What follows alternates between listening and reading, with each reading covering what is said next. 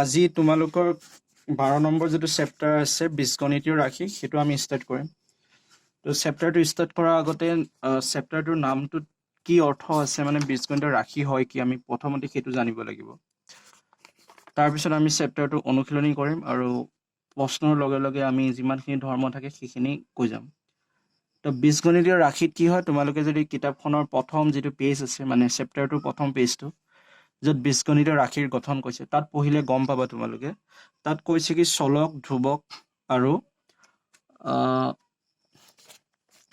কিতাপখন যদি চোৱা ইয়াত দেখা পাবা চলক বা ধ্ৰুৱক অথবা দুইবিধকে বীজগণিতীয় প্ৰকাৰে প্লাছ মাইনাছ ইনটু ডিভাইড আদিৰে সংযুক্ত কৰি গঠন ধৰা গাণিতিক ৰাশিবোৰক বীজগণিতীয় ৰাশি অথবা বীজীয় ৰাশি বুলি কোৱা হয় মানে বীজগণিতীয় ৰাশি বুলি ক'লে আমি যে এনেকৈ লিখো ধৰি লও এটো হল 2x y + t তো ইয়াত যদি চোৱা তোমালোকে ইয়াত মই দুটা বস্তু লগাই লিখিছো এটা হল তো 2xy আৰু এটা হল 3 তো এনেকে লিখাবোৰকে বীজগণিতীয় ৰাশি বুলি কোৱা হয় আৰু যদি ইয়াত চোৱা তোমালোকে সমান চিন নোপোৱা কাৰণ সমান চিনটো দিলে সেইটো সমীকৰণ হৈ যাব আমাৰ তো ইয়াত সমান চিন নোপোৱা যদি সমীকৰণ হল হয় তেতিয়া এটো এনেকে শূন্য সমান হৈ থাকিল হয় তেতিয়া সেইটো সমীকৰণ হৈ গল হয় ইয়াত তোমালোকে এটো নোপোৱা শূন্যটো নাথাকে আৰু তাত যে ক'লে ধ্ৰুৱক চলক বুলি যে ক'লে তো ইয়াত যে দেখিছা x আৰু y তো এই x আৰু y বোৰক কোৱা হয় চলক বুলি কোৱা হয় ঠিক আছে এইবোৰক চলক বুলি কোৱা হয় আৰু নাম্বাৰবোৰ যে দেখিছা এই 2 3 তো এই অকলিয়াকে যদি সংখ্যাবোৰ থাকে সিহঁতক কোৱা হয় ধ্ৰুৱক হৈছে এইবোৰক কোৱা হয় ধ্ৰুৱক আৰু এই চলক কিটাৰ আগত যেটো নাম্বাৰ থাকে সেটো কোৱা হয় সহগ বুলি কোৱা হয় তাৰ মানে এই দুইটোক তোমালোকে সহগ বুলি ক'ব লাগিব হৈছে তো নৰমালি বীজগণিতীয় ৰাশি বুলি ক'লে আমি এটোকে বুজো তো ইয়াত বীজগণিতীয় ৰাশি আমি যদি অকলে এটো লিখি দিও x তো এটো আমাৰ বাবে কি হ'ব বীজগণিতীয় ৰাশি যদি আমি অকলেকে y টো লিখি দিও সেটো হ'ব আমাৰ বাবে বীজগণিতীয় ৰাশি কিন্তু যদি দুইটাকে মই লগাই লিখি দিও x + y তো এটো হ'ব আমাৰ বাবে বীজগণিতীয় ৰাশি কিন্তু ইয়াত কথাটো হল ইয়াত চোৱা দুটা লাগি আছে x আৰু y তো এনেকে যদি দুটা লাগি থাকে সেইবোৰক কোৱা হয় দ্বিপদ ৰাশি ইয়াত যে আছে এই এটা অংশক পদ বুলি কোৱা হয় যেনে ধৰি লও এটো 3x এটো 4y লিখিলা তো এই 3x টো একেলগে ক'ব পদ বুলি ক'ব এটো ক'ব পদ আৰু এই 4y টোকো একেলগে কি ক'ব পদ বুলি ক'ব তো ইয়াত কেটা পদ আছে দুটা পদ আছে তো সেই কাৰণে এই যেটো বীজগণিতীয় ৰাশি ইয়াক ক'ব দ্বিপদ ৰাশি বুলি কয় আৰু যদি ইয়াত আৰু লাগি থাকিলে হয় তেতিয়া সিহঁতক ত্ৰিপদ বুলি ক'ব বা এটা যে যদি লিখা x টোৱে যদি লিখা অকলিয়াকে তেতিয়া হলে এটো কি হৈ যাব একপদ হ'ব তো বীজগণিতীয় ৰাশি নৰমাল কথা এইখিনি আছে তো ঘাত পাবা ইয়াৰ পিছত পাবা এনে নৰমালি এটা যদি আমি ৰাশিৰ কথা কওঁ এনেকুৱাকে লিখা যিবোৰ থাকে তোমালোকে দেখিছা তো ইয়াত এটো কোৱা হয় ঘাত বুলি কোৱা হয় এটো কোৱা হয় চলক বুলি কোৱা হয় আৰু এটো কোৱা হয় তোমালোকৰ সহগ মানে চলকৰ আগত যেটো নাম্বাৰ থাকে সেটো কোৱা হয় চলক বুলি কোৱা হয় এতিয়া আমি কোৱেশ্চনখিনি কৰিম কোৱেশ্চনখিনি কৰি যাওঁতে আমি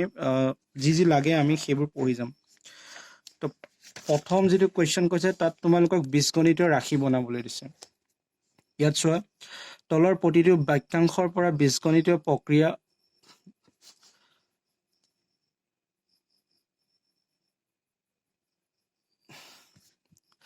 তলৰ প্ৰতিটো বাক্যাংশৰ পৰা বীজগণিতীয় প্ৰক্ৰিয়া প্লাছ মাইনাছ পূৰণ হৰণ ব্যৱহাৰ কৰি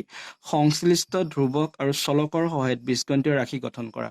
মানে ইয়াত তোমালোকক এটা বাক্য দিছে এই বাক্যটোৰ পৰা কি বনাব লাগে আমি বীজগণিতীয় ৰাশি বনাব লাগে তো ইয়াত যদি চোৱা x ৰ দুগুণ তো প্ৰশ্নত যি কয় যে আমি সেইমতে লিখি যাম x ৰ দুগুণৰ পৰা y বৰ্গ বিয়োগ কৰি 5 যোগ কৰা ইয়াত যেটো কৈছে প্ৰশ্নটো পঢ়িবা আৰু প্ৰশ্নটো যি কয় তো সেইমতে লিখি যাবা অনুশীলনী 12a এক নম্বৰ প্ৰশ্নটো তো ইয়াত কৈছে কি যে x ৰ দুগুণৰ পৰা কিমান কৰিব দিছে y বৰ্গ বিয়োগ কৰিব দিছে y বৰ্গ মানে স্কয়াৰ আৰু কি কৰিব দিছে বিয়োগ তাৰ পিছত আকৌ কৈছে 5 যোগ কৰা তো প্ৰথমটোৰ উত্তৰ হ'ব তোমালোকৰ এটো 2x - y ² + 5 তো 2 নম্বৰটোত কৈছে x আৰু y গুণফলৰ 5 গুণৰ পৰা x আৰু y গুণফলৰ মানে x আৰু y পূৰণ কৰিব লাগিব x আৰু y গুণফলৰ 5 গুণৰ পৰা মানে গোটেইটোৰ 5 গুণ মানে 5 এটা আগত আহিব গুণটোৱে সদায় পূৰণক বুজায় প্ৰথমে ক'লে x আৰু y গুণফল গতিকে প্ৰথমে x আৰু y পূৰণ কৰিলো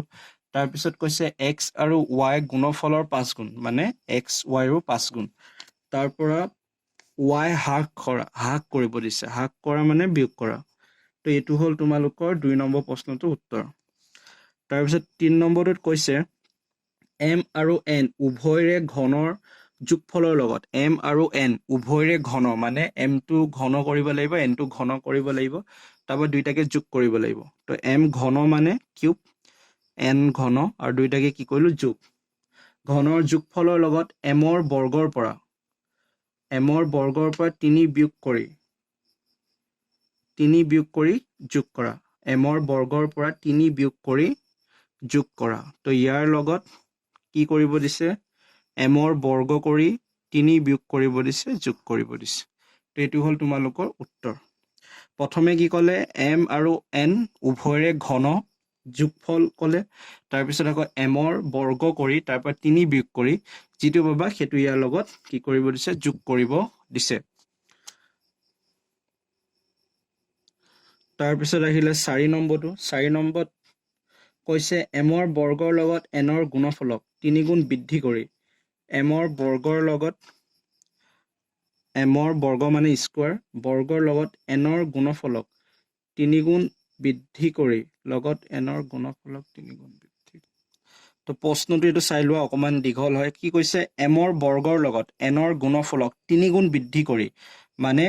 m ৰ বৰ্গ ল'ব লাগিব বৰ্গ লৈ পেলাই তাক n ৰ গুণফল মানে m স্কোৱাৰ লগত n টো পূৰণ কৰিব লাগিব তো গতিকে ইয়াত এতিয়া m স্কোৱাৰ লগত আমি n টো পূৰণ কৰিম আৰু লগতে কি কৈছে নেক্সট কথাটো 3 গুণ বৃদ্ধি কৰি 3 গুণ বৃদ্ধি কৰা মানে 3 দি পূৰণ কৰিব লাগিব তাৰ পিছত কৈছে বৃদ্ধি কৰি n ৰ ঘনক m ৰ ঘনেৰে গুণ কৰি মানে n আৰু m স্কোৱাৰটো ঘন কৰিব দিছে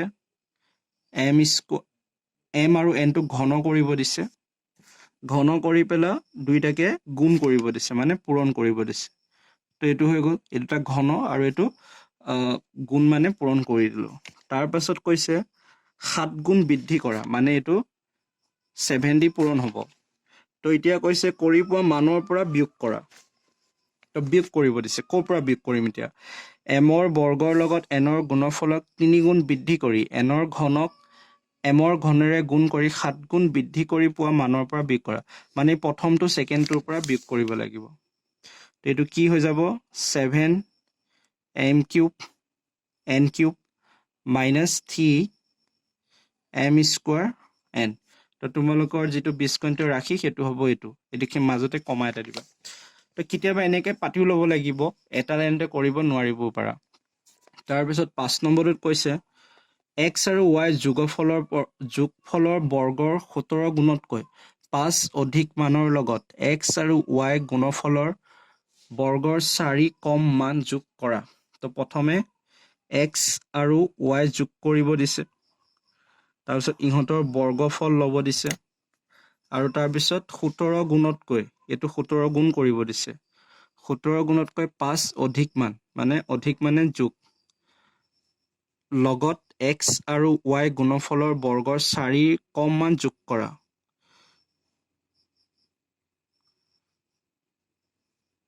x আৰু y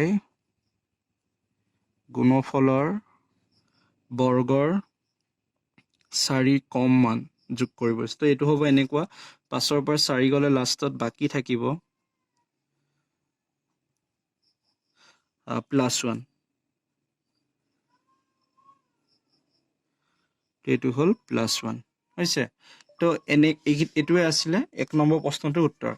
তো এইটো মানে প্ৰশ্নটো খুব ভালদৰে পঢ়িব লাগিব প্ৰশ্নটো কি কৈছে সেই প্ৰতিটো ষ্টেপৰ যোগেদি আমি লিখি যাব লাগিব ইয়াত কোনো নিয়ম নাই বুজাবলৈ কোনো নিয়ম নাই এইটো তোমালোকৰ নিজৰ ওপৰত ডিপেন্ড কৰিব প্ৰশ্নটো তোমালোকে কিমান পঢ়ি পেলাই বুজিব পাৰিছা বা কিতাপখন কিমান ভালদৰে পঢ়িছা প্ৰেক্টিছ কিমান কৰিছা তাৰ ওপৰত নিৰ্ভৰ কৰিহে তোমালোকে